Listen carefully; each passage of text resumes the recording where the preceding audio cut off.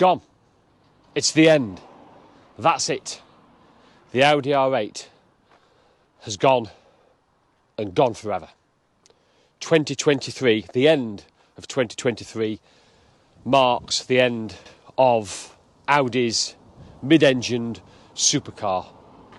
Born in 2007, after several years of concept cars supporting its wins at Le Mans, through two generations, Generation 1 from 2007 to 2015, and then the Generation 2 from 2015 to 2023.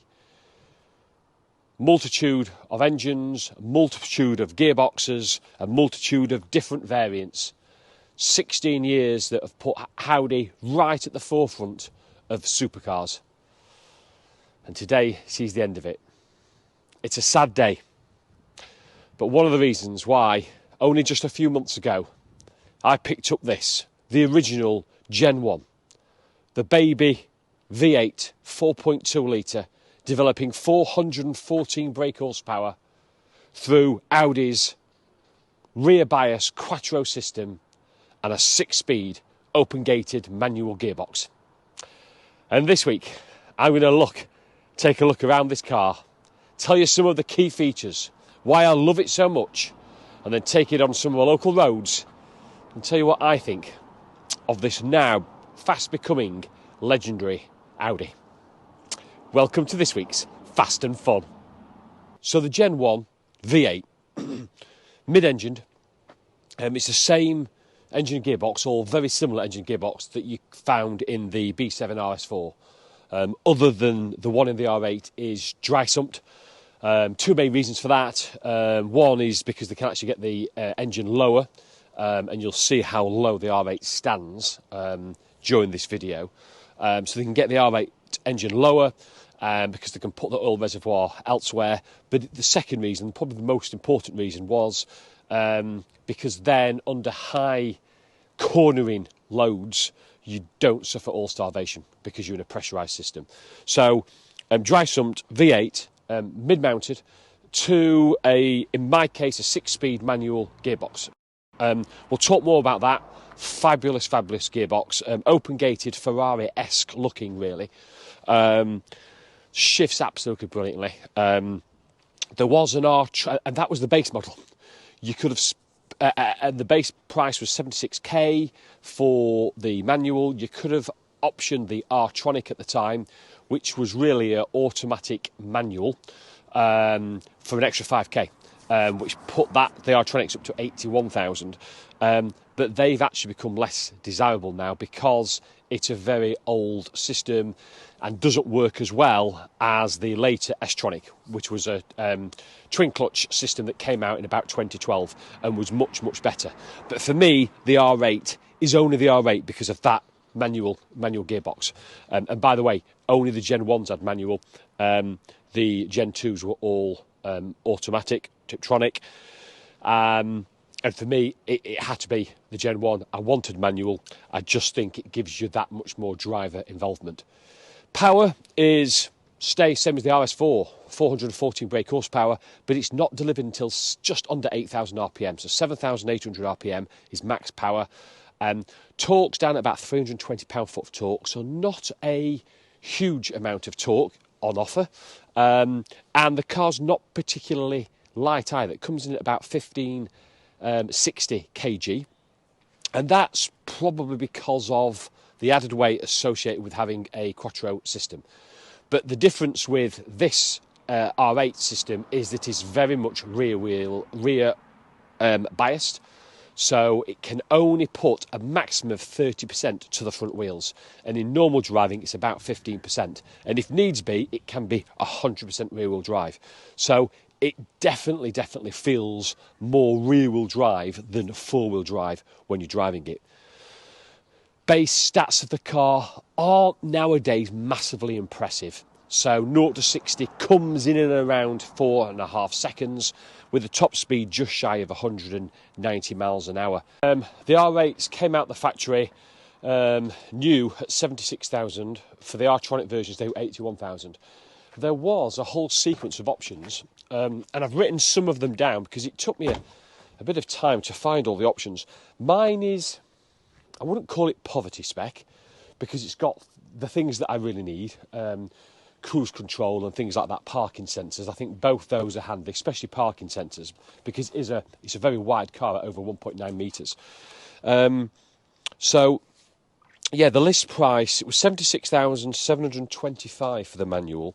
The R-Tronic was 81,925, so over £5,000 for the R-Tronic. Strangely enough, now on the second-hand market, R-Tronics are about 5,000 less than the equivalent manual, just because of they're just not as desirable as the manuals. Some of the other options, and there's a whole array of different options. Heated seats, I'd have kind of liked heated seats actually. That was £275. The parking sensors that this has got on was £630. Cruise control was only £215, so that was reasonable. But then you've got the famous side blades. If you wanted those in carbon, that was £1,500.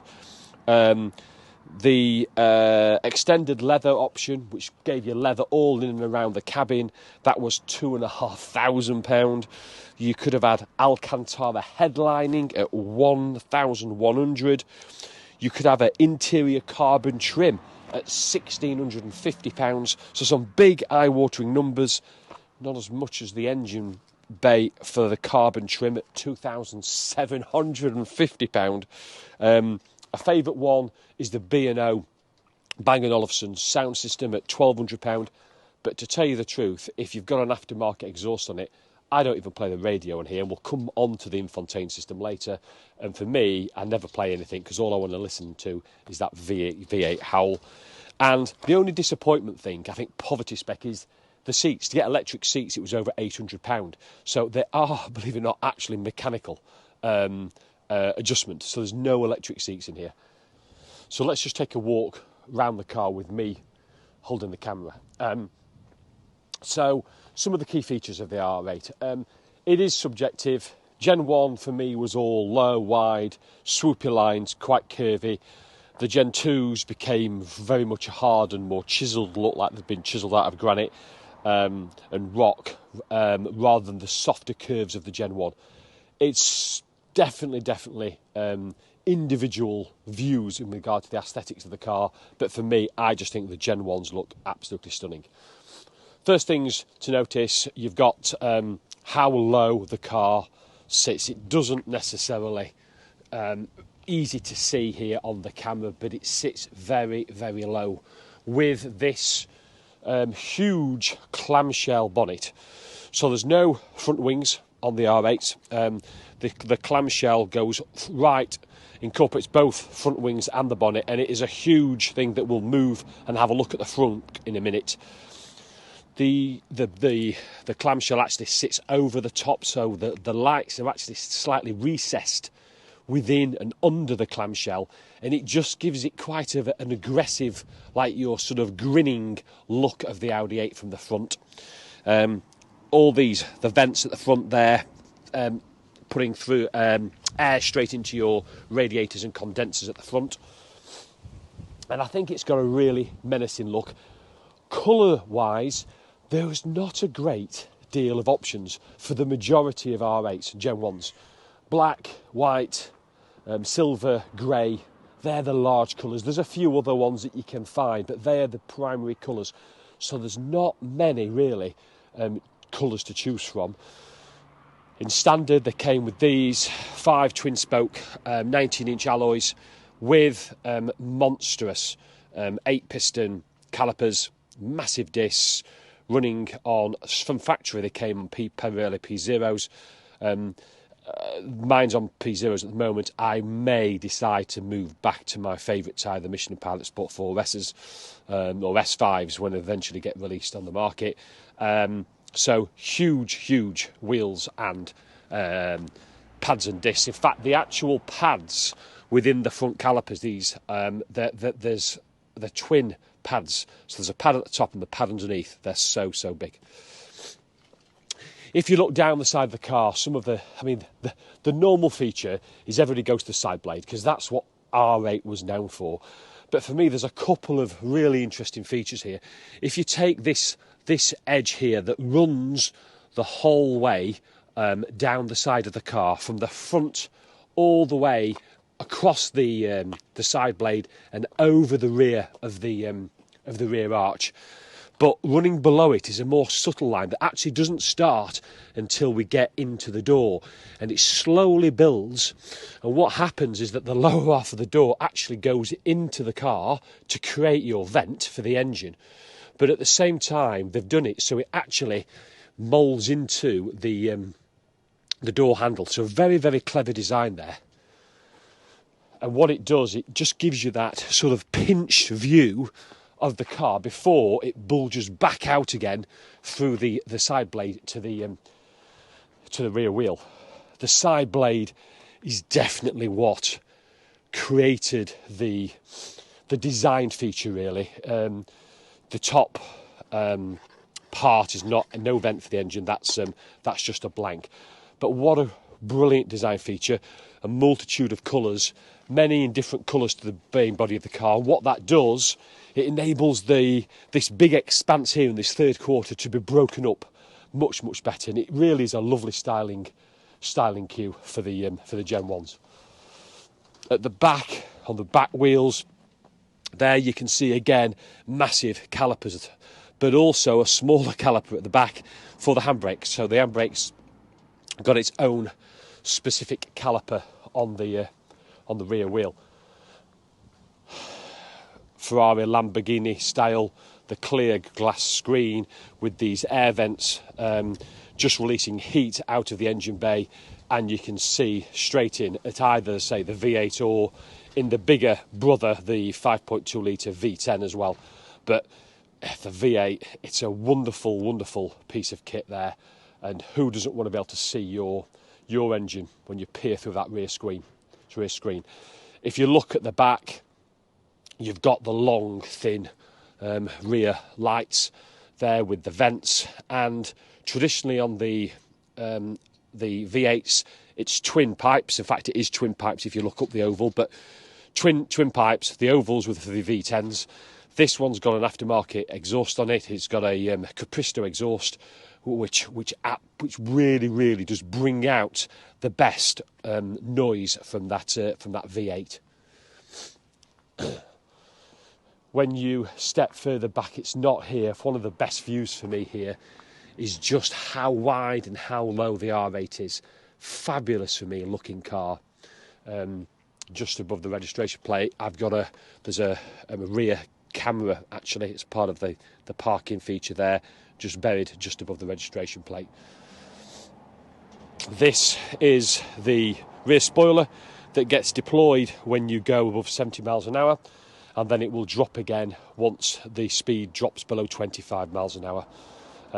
Some people put aftermarket ones on, and personally I like the clean lines. This Gen 1 R8 was in a time when we didn't put splitters and wings and pods and all that. It was very, very subtle, and I think the car is better for it. If we come round this side, you can also see, again, really reminiscent of the Le Mans car, where it is there, up just behind the driver's head for the refuel. And again, it's been styled really, really nice to show off that. So let's have a look in the front and in the engine bay. So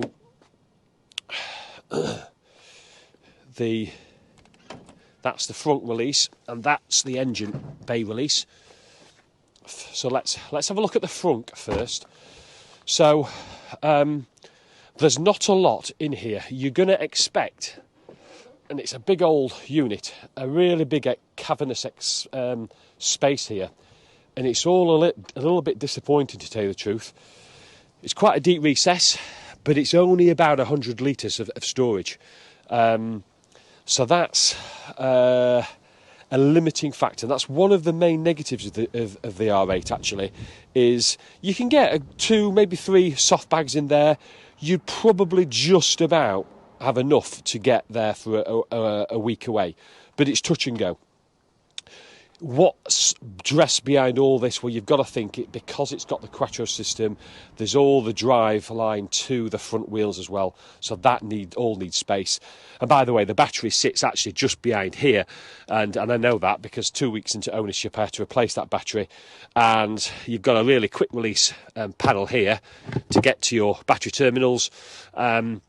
Which is great, but then when you want to change the battery, there's no easy way of doing it. I'll leave that off for the time being. There's no easy way of doing it. All this plastic and the little quick release screws have got to come off, and it's a right pain in the ass to do. And it took really two of us, best part of an hour, to slowly disconnect everything and bend it all out. With officially supposed to take all the wiper blades off and stuff, but we managed to do it with this left in situ and just bend it and flex it. And so don't expect it to be a half an hour job. It's two of you for a good hour to get the battery changed to one of these. A real pain. Let's have a look at the engine. So you can see most of it through the windscreen. Just don't underestimate how heavy that glass rear lid is as well. So there you go, all on show. Looks absolutely fantastic, looks absolutely fabulous. The only thing, and these are, touch wood, really, really reliable engines. So there's no major issues with it. The only thing, well, two things I think. One is make sure if you're buying one that it's been well serviced and it's had regular oil changes, because it is a high revving V8. And secondly, they do like a little drink of oil every now and again. So it's really important you keep an eye on the oil, and there's an oil dipstick just down there, so keep an eye on the oil of these. They can, on some of the forums, people suffer, probably on different driving modes, many different types of sort of oil top-ups, but most people do say they will drink a little bit of oil, so just bear that in mind. The only other thing to mention on the engine is they do suffer from a thing called coking. So it's basically where they just get crudded up with exhaust gases. And it's all to do with emissions. And instead of using a thing like an exhaust gas regulator, like on some cars, what this does here, it recirculates some of the exhaust gases back into the engine to increase temperature, to reduce burn, to reduce nitrous oxide coming out of the engine. It's all to do with emissions. But what that does is over time, they get clogged up, coated in sort of exhaust soot. It's a real easy job, but it's got to be cleaned, and there's no sort of magic chemical that you can flush through the system that will do it. It's a labour-intensive clean. You need to get them decoat every really 3, 4, 5 years. It will affect the performance of the engine, and this is not just 2 or 3 brake horsepower. This is tens of brake horsepower.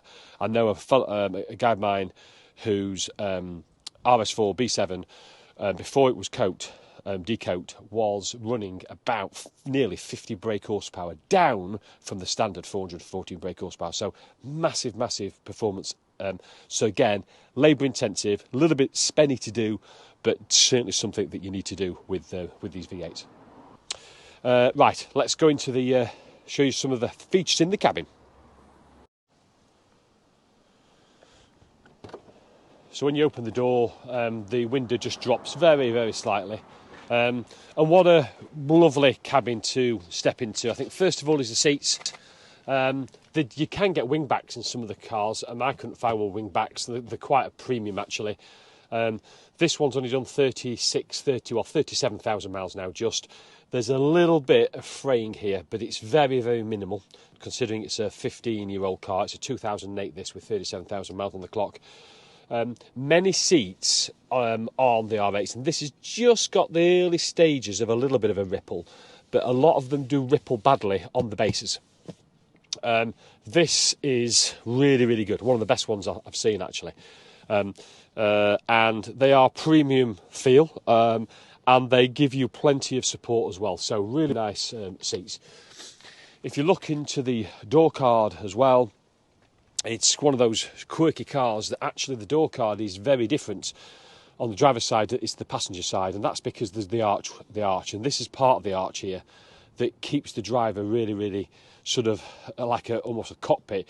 It goes up and it joins this part here, and it goes all the way around the back of the dash, and if you can see there, down the other side there, and it just sort of cocoons the driver. It puts him in a very much a driver-focused cabin, which is really, really nice to see. The steering wheel, flat-bottomed, just showing you there with regard to the R8, and then on the dials as well, you've got an R8 emblem there. And then you cast yourself across into the centre console at the wonderful open-gated 6-speed manual shifter. Mag Ride is here. So that's the Mag Ride, that's the magnetic ride, that's your suspension, the problematic suspension. This does have Mag Ride, actually. They will have problems with that, but I'll talk about Mag Ride once we're driving. And there's a couple of other things here, traction control, and that's to manually power the rear tail up and down, and that's just to turn your bleepers off and your parking sensors. Very simple, straightforward dials, etc. And then probably the big disappointment, the one thing that really lets the car down, is the small screen Audi Navigation Plus, it's called, but it's the infotainment system. It's very outdated, typical of its period, but really, if you want to put something better in, I certainly don't blame people. If they're going to use these cars more, then that would certainly be something, sort of a nice Apple CarPlay or something similar to that. If you go, there's a little lever here on both seats, so you can just see there is a little bit of storage here behind the seats.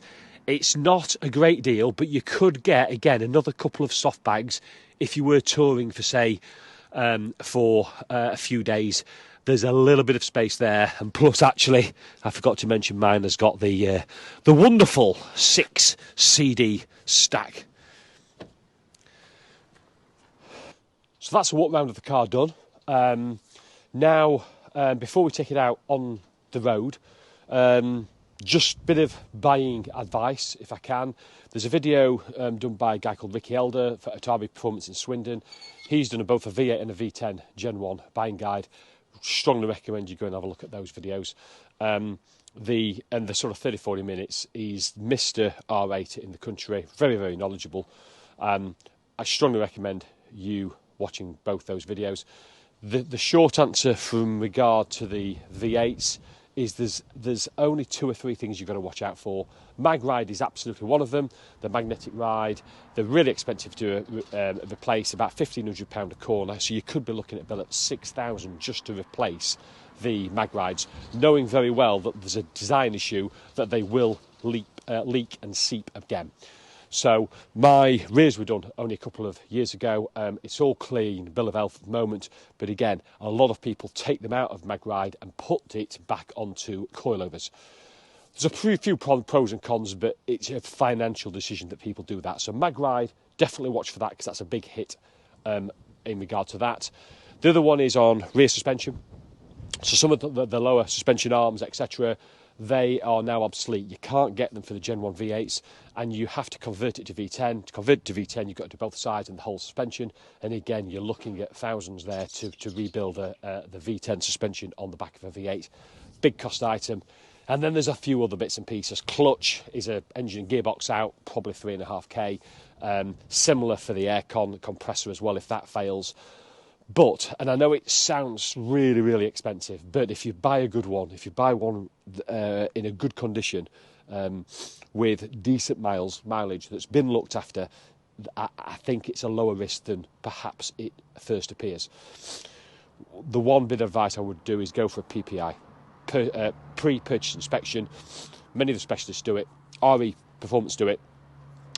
I didn't have one of mine, so I'm telling you something I didn't do, but because mine had a PPI by RE Performance just 12 months ago.